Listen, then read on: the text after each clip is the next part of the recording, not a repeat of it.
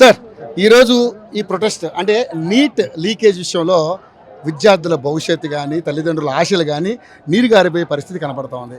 ఒక రాజకీయ నాయకుడిగా కాకుండా ఒక పేరెంట్గా ఎలా ఫీల్ అవుతారు? ఎందుకంటే చాలా భవిష్యత్తు ఉన్నటువంటి పిల్లలందరూ కూడా ఈరోజు అంధకారంలో పడిపోయే పరిస్థితి కనపడతా ఉంది. సో మరి కేంద్ర ప్రభుత్వం తీసుకున్నటువంటి నిర్ణయాలు కానీ ధర్మేంద్ర ప్రధాన్ ఈరోజు రాజీనామా చేయమని డిమాండ్ చేస్తూ ఉన్నారు బీఆర్ఎస్ తరపు నుంచి. సో ఏ విధంగా చూస్తారు? భారతదేశంలో పేపర్ లీకేజ్ అనేది చాలా పెద్ద తప్పిదం. ఎందుకంటే ఎంతో కష్టపడి చదువుకున్నటువంటి విద్యార్థుల యొక్క భవిష్యత్తు ఆ లీకేజీల వల్ల అంధకారంలో జరుగుతుంది. ఆ లీకేజీ వ్యవహారం బయటకు వచ్చిన తర్వాత ప్రభుత్వం తిరిగి రీఎగ్జామ్ పెడతామని చెప్పి పెట్టింది. కానీ ఇంతమంది యువత డిమాండ్ ఏంటంటే దానికి బాధ్యులైనటువంటి మంత్రిని రాజీనామా చేయమని డిమాండ్ చేస్తారు. ఒక సామాజికవేత్త దాదాపు 25 రోజుల నుంచి నిరాహార దీక్ష చేస్తున్నామని వాంగ్చూప్ చేస్తున్నప్పుడు కేంద్ర ప్రభుత్వం అతనితోటి ఏ పద్ధతిలో మాట్లాడాలి, ఏ రకంగా దీక్షను విరమింపజేయాలనే పద్ధతిలో కాకుండా మాకు అధికారం ఉంది అనే ఒక అధికార దర్పణాన్ని చూపెట్టడంతో యువత అంతా కూడా రియాక్ట్ అయ్యి ఈరోజు బయటకు వచ్చింది. బయటకు వచ్చి నరేంద్ర మోడీ గారు మూకోలో అభితో బాత్కరో అని అంటున్నారు. ఇప్పటికైనా నిర్ణయం తీసుకోమంటున్నారు. ఈ రకంగా వ్యవహరిస్తే యువత ఊరుకోదని హెచ్చరిక చేస్తున్నారు. పక్క దేశాలలో జరిగినటువంటి ఉదంతాలను కూడా గుర్తు చేస్తున్నారు. కాబట్టి ఇప్పటికైనా మోడీ గారు మీ యొక్క పరిపాలనలో 2 కోట్ల ఉద్యోగాలు ప్రతి సంవత్సరం ఇస్తామన్నటువంటి ఆశ అడియాశ అయింది.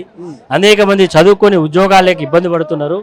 మరి లీకేజీల వల్ల న్యాయం జరుగుతున్నది. కాబట్టి న్యాయం జరగడం కొరకు కేంద్ర ప్రభుత్వం ఒక బాధ్యతతో వ్యవహరించాలని చెప్పి ఈ సందర్భంగా డిమాండ్ చేస్తున్నాం. ఒకవేళ ఇదే కనుక చేయకపోతే భారత రాష్ట్ర ఇందులో ఏ రాజకీయ పార్టీ కూడా ఇంటర్ఫేర్ కాలే. రాజకీయ పార్టీలు ఇంటర్ఫేర్ అయితే ఇంత దూరం జరగదు. కానీ ఏ రాజకీయ పార్టీ లేకుండా ఈరోజు ఒక సామాజిక స్పృహతోటి యువతరమే బయటకు వచ్చింది. వాళ్ళందరూ కూడా జెండాలు లేవు, ఏదో ఒక ఎజెండాతో వచ్చింది కాబట్టి ఇంత సక్సెస్ఫుల్గా అవుతుంది. ఇప్పటికైనా మోడీ గారు భేషజాలు పట్టింపులు వద్దు, యువత ఏది కోరుకుంటో దానికి తలవొక్కి దాని యొక్క నిర్ణయం తీసుకో. లేదు ఇట్లనే చేస్తామంటే భారతదేశ చరిత్రలో నీకంటే చాలా పవర్ఫుల్ అనుకున్న వాళ్ళే కాలగర్భంలో కలిసిళ్ళు, ప్రజల చేత తిరస్కరించబడ్డారు. మీరు కూడా అనుకుండొచ్చు మేము ఈ రాష్ట్రంలో గెలిచినాం, ఆ రాష్ట్రంలో గెలిచినాం, మా దగ్గర ఈడి ఉంది, మా దగ్గర అది ఉంది అని అనుకున్నా ఏది కూడా ఈ యొక్క యువతరం ముందు ప్రజాక్షేత్రంలో నిలబడదని హెచ్చరిక చేస్తారు. బీజేపీకి యువత వెన్నుదన్నుగా ఉన్నారన్నది వాస్తవంగా కనిపించింది మొన్నటిదాకా.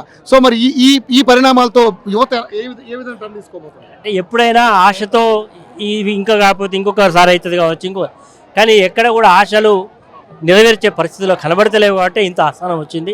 ఇది ఒక్కరోజు వచ్చిన అసహనం కాదు, ఇది కారణం చూస్తూ ఉన్నారు, కారణం కొరకు వెతుకుతున్నారు.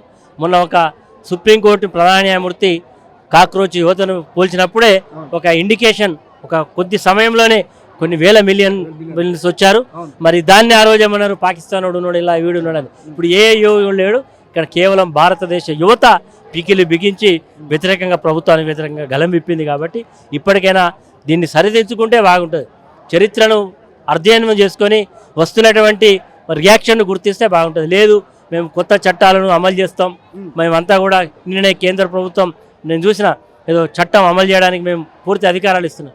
ఏ అధికారాన్ని కాపాడలేవు అనే విషయాన్ని గుర్తెరిగితే బాగుంటుంది. మోడీ గారు ఒక వీడియో రిలీజ్ చేశారు. అసలు యాక్చువల్గా అయితే ఒక బాధ్యత కలిగినటువంటి ప్రధానమంత్రిగా ఒక ప్రెస్ మీట్ పెట్టి దీని మీద మాట్లాడాల్సిన అంశం, కానీ ఒక వీడియో రిలీజ్ చేయడం ఏ విధంగా చాలా ఆయన ఫస్ట్ ఒక రకమైనటువంటి ఆందోళనలో ఉన్నాడు. ఆయన ఊహించలేదు. ఆయన దగ్గర ఉండేటువంటి నిఘా విభాగాలు ఏం చెప్పినాయి, ఆయనకు ఉండేటువంటి మరి ఇన్ఫర్మేషన్ ఏం ఫీడ్బ్యాక్ అని తెలియలేదు. ఎప్పుడైతే ప్రజలంతా కూడా అది ఒక్క ఢిల్లీతో ఆగలే, ఢిల్లీ నుండి బొంబాయి పోయింది, పాట్నా పోయింది, మొత్తం దేశం హైదరాబాద్ వచ్చింది.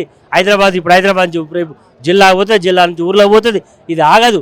ఒకసారి ఫైర్ స్టార్ట్ అయిందంటే మరి కంట్రోల్ చేయకపోతే మొత్తం అంతా కూడా అంటుకుంటుంది. ప్రభుత్వానికే పీకలు, ప్రభుత్వం పేక మెడలు ఊడిపోయే పరిస్థితి వస్తాయి. లాఠీ చార్జ్ అనేది మరి చేయడానికి తీవ్రంగా ఖండిస్తున్నాం. అక్కడ చాలామంది యువకులు వచ్చినప్పుడు విద్యార్థులు అమ్మాయిలను కూడా చూడకుండా విచక్షణ రిపోర్టర్ను కూడా వాళ్ళు ఎవరిని వాళ్ళ లీడర్లు ఎక్కలేరు. రిపోర్టర్లు అనేది లేదు. నిరసనకారుల పేరుతోటి ఒక రిపోర్టర్ని చాలా అబ్యూజ్గా చేశారు. మీడియా ఇప్పటి వరకు కూడా మీడియా కేంద్ర ప్రభుత్వాన్ని సహకరించుకుంటూ వచ్చింది. కానీ ఇప్పుడు ఇంత పెద్ద రియాక్షన్ వచ్చినాక కూడా మీడియా రియాక్ట్ కాకపోతే మీడియా మీద కూడా ప్రజలకు నమ్మకం పోతుంది. కాబట్టి మీడియా ఇప్పుడు ఇంటర్ఫేర్ అయ్యి వాళ్ళ యొక్క విజువల్ తీసుకుంటా ఉంటే వారు ఇంత అసభ్యకరంగా ప్రవర్తించడానికి మేము తీవ్రంగా ఖండిస్తున్నాం. మీడియా స్వేచ్ఛను హరించే హక్కు ఎవరికి లేదు. ఖచ్చితంగా మీడియా సంస్థలు కూడా నిష్పక్షపాతంగా జరుగుతున్నట్టుగా చూపెడితే తప్పకుండా ప్రజలు హర్షిస్తారని ఏం చెప్పాలనుకుంటున్నారు సార్? మరి మోడీ ఇదే విధానాలు కొనసాగితే ఏ విధంగా మోడీ గారు ఇదే విధానం కొనసాగితే నేపాల్ ఏమైందో, శ్రీలంకలో ఏమైందో, ఇంకెక్కడ ఏమైందో ఇది ఒక షాంపిల్ మాత్రమే. ఇది తప్పకుండా భవిష్యత్తు ఈ రకంగా ఉంటే తప్పకుండా మోడీ కుర్చీకే ఎసరు వస్తుంది. Thank you sir, thank you so much.